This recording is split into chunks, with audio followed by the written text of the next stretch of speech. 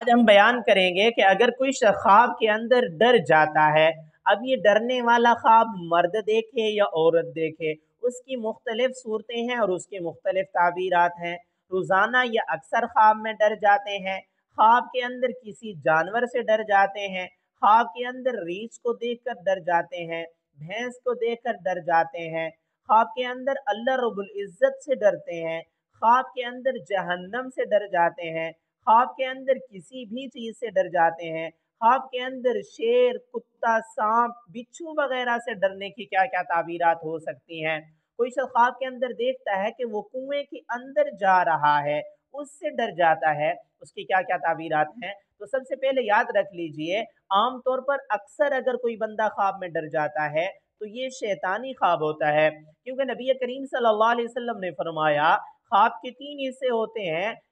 تین طرف سے خواب ہوتا ہے، تو کبھی کبھی خواب شیطان کی طرف سے بھی ہوتا ہے۔ اللہ کے نبی صلی اللہ علیہ وسلم نے فرمایا جب تمہیں ڈرونا خواب نظر آ جائے، جب تمہاری آنکھ کھلے تو بائیں طرف تھوک دیا کرو اور 3 بار یہ دعا پڑھ لیا کرو، اعوذ باللہ من الشیطان الرجیم ومن شر هذه الرؤیا، تو ایسے خوابوں کے شر سے محفوظ رہیں گے۔ خواب کے اندر یہ دیکھنا کہ کسی جانور سے ڈر گیا ہے، اس بات کی طرف اشارہ ہے کہ صاحب خواب مرد یا عورت رات کو سونے سے پہلے اپنے ذکر اذکار پورے کر کے نہیں سوتا، اس کو چاہیے کہ رات کو سونے سے پہلے اپنے ذکر اذکار پورے کر کے سوئے۔ یا صاحب خواب کی تلاوت کے اندر کمی ہے، تلاوت نہیں کرتا، اس کو چاہیے کہ قرآن پاک کی تلاوت کثرت کے ساتھ کرے۔ خواب کے اندر ریچھ سے ڈر جانا کسی بیماری کی علامت ہے یا بیماری کے آنے کی طرف اشارہ ہے، صاحب خواب کو چاہیے کہ صدقہ وغیرہ کر دے۔ خواب کے اندر بھینس سے ڈر جانا، اگر صاحب خواب بیمار ہے تو شفا پانے کی طرف اشارہ ہے۔ خواب کے اندر اللہ رب العزت کی ذات سے ڈر جانا اس بات کی طرف اشارہ ہے کہ صاحب خواب متقی ہے،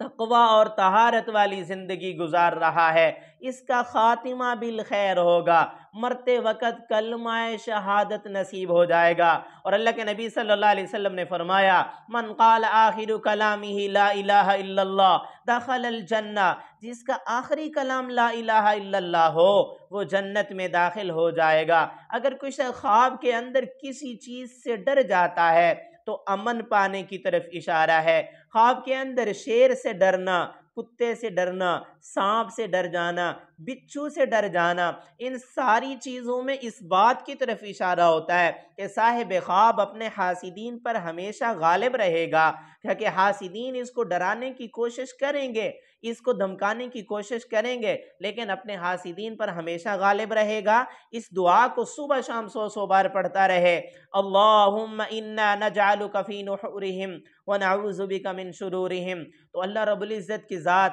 انشاءاللہ حاسدین پر ہمیشہ غالب رکھیں گے۔